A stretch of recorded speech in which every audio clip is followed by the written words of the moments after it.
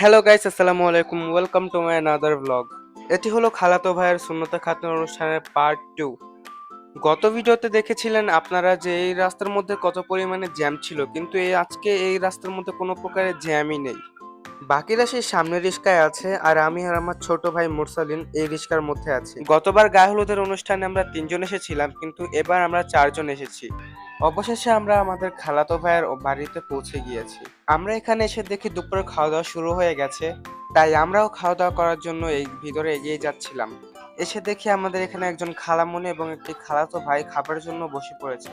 পরে আমরা এখানে খালি টেবিল দেখে আমরা এখানে বসে পড়েছিলাম। পরবর্তীতে খাওয়া দাওয়া করার সময় আমি আর কোনো ভিডিও করিনি। গাইস, যেখানে খাওয়া দাওয়া করেছিলাম ওইখানে প্রচুর পরিমাণে গরম ছিল, যার কারণে অনেক টায়ার্ড হয়ে গেছি।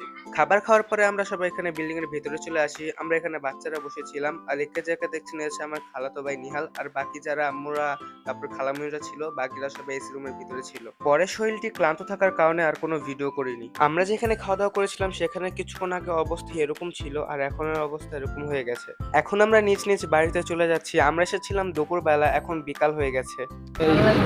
এই তোর কেমন লাগছে আজকে? আলহামদুলিল্লাহ, অনেক খারাপ লেগেছে। কেমন লাগছে নিহাল? ভালো না। ভালো না। মুরসালিন কেমন লাগছে? আলহামদুলিল্লাহ, সুবহানাল্লাহ, একদম ভালো লাগে না। আমার আজকে অনেক ভালো লেগেছে। আজকে আমি বেশ কিছু সুন্দর মুহূর্ত কাটিয়েছি। তো আজকের ভিডিওটি এই পর্যন্ত। যদি আপনাদের ভিডিওটি ভালো লাগে থাকে তাহলে ভিডিওটিকে একটি লাইক করে দিবেন এবং চ্যানেলটিকে একটি সাবস্ক্রাইব করে দেবেন।